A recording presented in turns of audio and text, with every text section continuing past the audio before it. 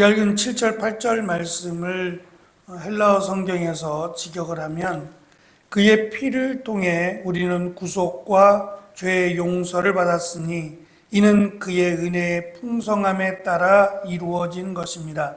그가 우리에게 모든 지혜와 통찰력으로 넘치게 하셨습니다. 라고 직역할 수 있습니다.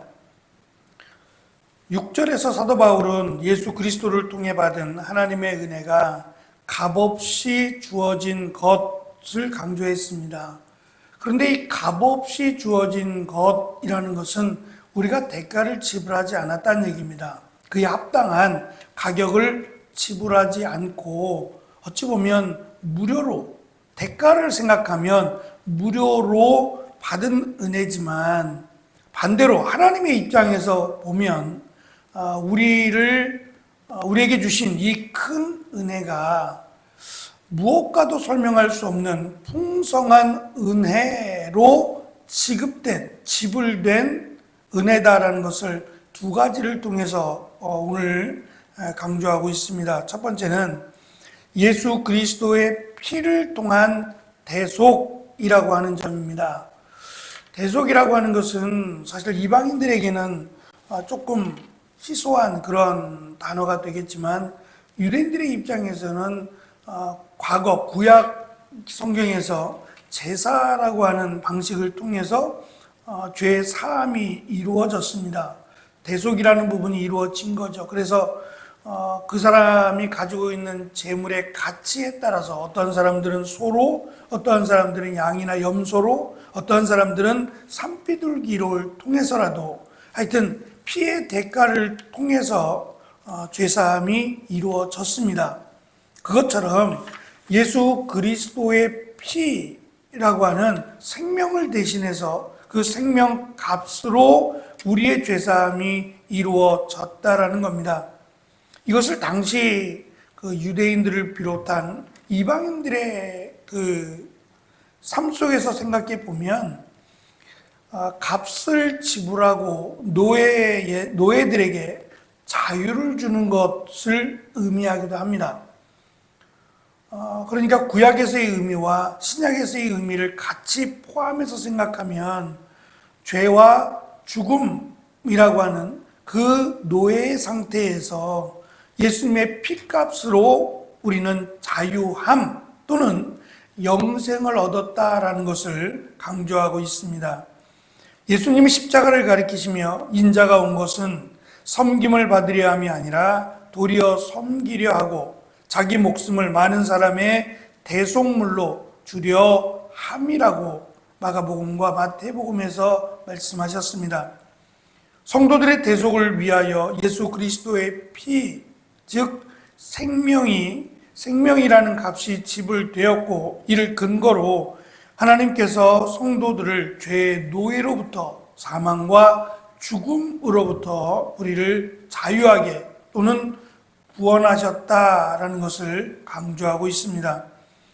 이처럼 성도들이 자유를 위해서 예수 그리스도의 생명이라는 값이 지불되어야 했던 이유는 그들이 아담과 아담의 후손으로 태어나서 죄와 사망의 노예가 되었기 때문입니다. 이것을 어떻게 할 수 있느냐? 이것을 지금 8절에서 설명해 주기를 하나님께서 풍성한 지혜와 지식 또는 통찰력을 주셨기 때문이라는 거예요. 그러니까 이것을 알 수 있고 이것을 믿을 수 있는 것 또한 하나님이 주신 은혜가 아니면 믿을 수 없고 깨달을 수 없다는 겁니다. 결국 이 말은 여러 가지 의미를 담고 있는데 우리가 복음을 전하는 일에 있어서 어떠한 그 수식어나 또 다른 어떠한 많은 내용들이 필요한 것이 아니라는 거예요. 하나님이 그에게 은혜를 주시고 깨달음을 주신다면 이것 하나만으로 예수 그리스도의 대속이라고 하는 이것만으로도 그가 하나님께로 돌아올 수 있다라고 하는 그런 그 내용을 담고 있습니다. 우리가 최선을 다해서 설명을 하겠지만 그 설명에도 그래서 예수님께서 말씀을 전하실 때에 오히려 유대인들 또는 종교 지도자들이 깨닫지 못했습니다. 어린아이와 심지어는 병자들 같이 소외된 이들조차 깨달을 수 있는 쉬운 표현으로 또는 비유라고 하는 것을 통해서 깨닫게 하셨는데, 오히려 정작 깨달아야 할 지도자들이나 또는 부유한 사람이나 똑똑한 사람이 깨닫지를 못했다라는 경우를 우리는 보았습니다. 예수 그리스도의 생명 또는 피가 하나님께서 자신의 아들을 희생한 사건이기 때문에 인류를 향한 하나님의 사랑의 은혜를 가장 잘 설명해 주는 내용이라고 할 수 있습니다. 어디까지 우리를 사랑하셨느냐라고 한다면 죽기까지입니다. 이것은 당시의 신의 어떠한 생각에 의하면 전혀 맞지 않습니다. 신은 굉장히 이기적이고 또는 신 중심의 그런 삶을 살아갑니다. 인간은 신에게 맞춰야 하는, 어찌 됐든 간에 신의 비율을 맞춰야 신의 은혜를 받을 수 있는데, 이건 거꾸로 하나님께서 우리를 위해 죽으셨다는 거예요. 이것은 그리스 로마 신화에는 전혀 등장할 수 없는, 전혀 상상도 할 수 없는 그런 일들입니다.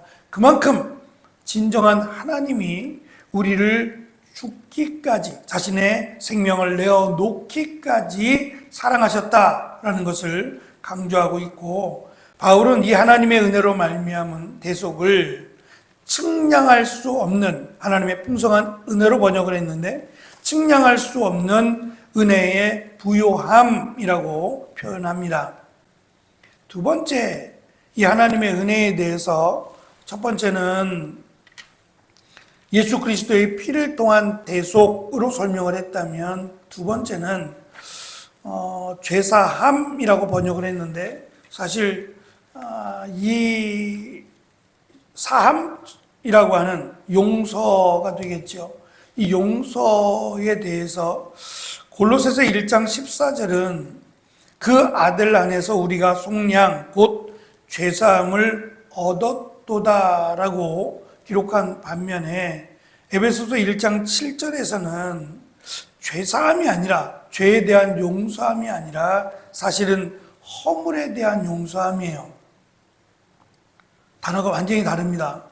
근데 이 단어가, 허물이라고 하는 단어가 로마서에 주로 집중되어 나타납니다. 그러니까 로마에서 얼마나 억울한 일을 당했어요?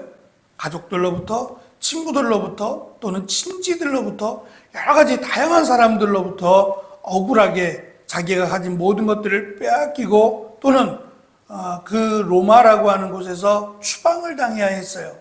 한 가지 이유죠. 예수 그리스도를 믿는다는 그 이유 하나 때문에 너무나도 억울하고 너무나도 비참한 이런 그 아픔과 어려움을 겪어야만 했어요. 그러한 로마에 살고 있고 로마에서 생활했던 그리스도인들에게 저들의 허물을 용서하라고 강조하고 있는 겁니다. 예수 그리스도의 대속을 믿고 예수 그리스도의 대속을 깨달았다면 에베소 교회 성도들에게, 또는 이 편지를 받는 소아시아에 있는 교회들에게 예수님을 믿음으로 많은 이들로부터 환난과 핍박을 당할 때에 그들의 허물을 용서해 주어야 한다는 겁니다. 그것이 진정한 예수 그리스도의 대속을 깨닫는 자의 모습이라고 하는 것을 지금 강조하고 있습니다.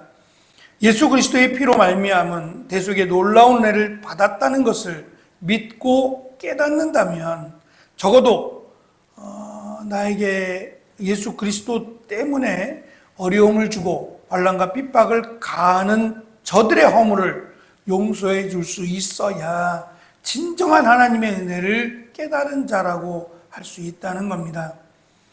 예수 그리스도의 대속의 은혜를 묵상하면 묵상할수록, 깨달으면 깨달을수록 그 놀라운 은혜 앞에서 우리는 다른 사람의 허물을 오히려 덮어주고 허물을 용서하는 그런 은혜가 있어야 된다라는 것을 사도 바울은 강조합니다. 이것이 하나님 우리에게 주신 은혜를 깨달은 자의 당연하고 마땅한 모습이라는 것을 강조하고 있습니다.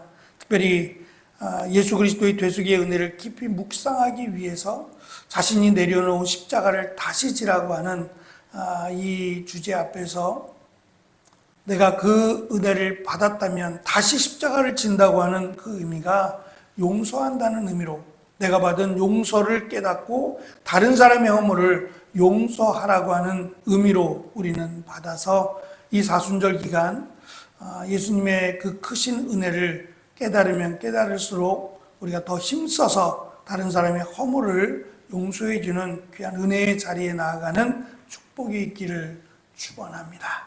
기도하겠습니다.